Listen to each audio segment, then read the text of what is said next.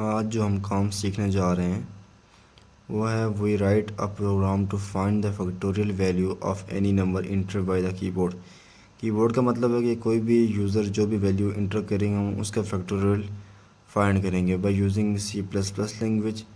और जो सॉफ्टवेयर इस्तेमाल कर रहे हैं वो डव C++। सबसे पहले हमने इंक्लूड आईओ स्ट्रीम हमने लिखा। आईओ स्ट्रीम इनपुट और आउटपुट के लिए इस्तेमाल होता है। यूजिंग नेम स्पेस डव के लिए इस्तेमाल किया।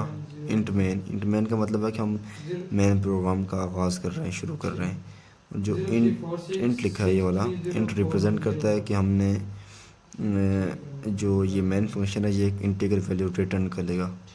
सबसे पहले हमने एक इंटीगर वैल्यू लिया नम और एक अनसाइंड लॉन्ग फैक्ट में हम जो भी फैक्टोरियल की वैल्यू होगी वो डालेंगे, उसको हमने 1 के बराबर रख लिया।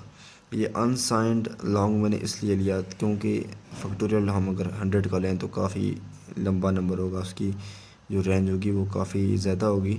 इस वजह से मैंने एक अनसाइंड लॉन्ग, अनसाइंड मतलब प्लस में एक लॉन्ग रेंज का मैंने नंबर लिया हुआ है। ये एक टाइप से नंबर की। उसके बाद मैंने कहा यूज़र को कहा कि cout enter the number to find factorial, कि यूज़र को मैंने कहा कि वो एक नंबर इंटर करे जिससे हम फैक्टोरियल फाइंड करें। सी इन नम किया, जो भी उसने इंटर किया वो नम के अंदर क्या हो गया, स्टोर हो गया। फिर मैंने लूप लगाई, फॉर लूप में मैंने कहा कि इंट से शुरू इंट आर, और आर बराबर है नम की जो भी वैल्यू होगी जो यूज़र इंटर करेगा वो नम की वैल्यू होगी। और नम जो है वो कहाँ तक, नम में क्या हो, आर माइनस माइनस हो, आर माइनस माइनस हो, और नम जब तक ग्रेटर देन 1 नहीं होता अब तक ये जो फॉर लूप है वो चलती रहे।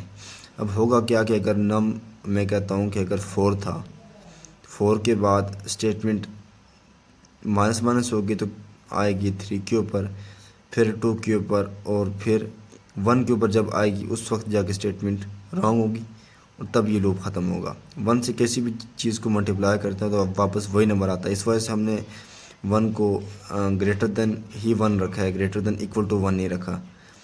हमने कहा fact equal to fact static I, fact में जो वैल्यू पड़ी हुई है वो क्या है, 1 है। अब फैक्ट स्टैटिक आर से मतलब है आर में वैल्यू सबसे पहले क्या होगी, नम अगर हम कहते हैं कि यूज़र ने 4 इंटर किया है तो सबसे पहले 1 मल्टीप्लाई 4 तो 4 होगा। फिर दूसरी बार जब चलेगा तो लूप क्या आ जाएगा, जो नंबर हो जाएगा नम वो क्या होगा, आर नम के बराबर है तो आर में एक डिक्रीमेंट होगा। जब डिक्रीमेंट होगा तो आर हो जाएगा 3, तो 4 मल्टीप्लाई बाय 3 दोबारा क्या आ जाए, दोबारा आ जाएगा 12, और फिर डिक्रीमेंट होगा तो आर आ जाएगा 2, और फिर फैक्ट में भी जो वैल्यू पड़ी है वो थी 12 मल्टीप्लाई बाय 2 इक्वल टू 24। इस तरह इसका ये लूप चलता रहेगा जब तक इसकी स्टेटमेंट रॉन्ग नहीं होती अब तक ये चलता ही रहेगा। फिर हमने कहा cout factorial of num is fact, जो फैक्टोरियल है नम का, ये जो नम लिखा हुआ है, नम वो नंबर है, जो नंबर है जो फैक्टोरियल को जो भी यूज़र ने इंटर किया है फैक्टोरियल के लिए वो नंबर है। इस फैक्ट और फैक्ट में उसकी क्या है, फैक्टोरियल की वैल्यू स्टोर है। हमने कहा उसके बाद हमने कहा रिटर्न ज़ीरो हमने इसलिए लिखा क्योंकि हमने ऊपर कहा था कि इंट मेन, हमने कहा था ऊपर यहाँ पर कि इंट मेन के जो मेन फंक्शन है जो एक इंटीग्रल वैल्यू रिटर्न कर ले, हमने रिटर्न ज़ीरो का, क्योंकि ज़ीरो एक इंटीग्रल वैल्यू और वो हमने रिटर्न कर ली।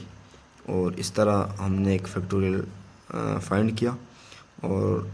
और मज़ीद वीडियो देखने के लिए चैनल को सब्सक्राइब करें, और अल्लाह हाफिज़।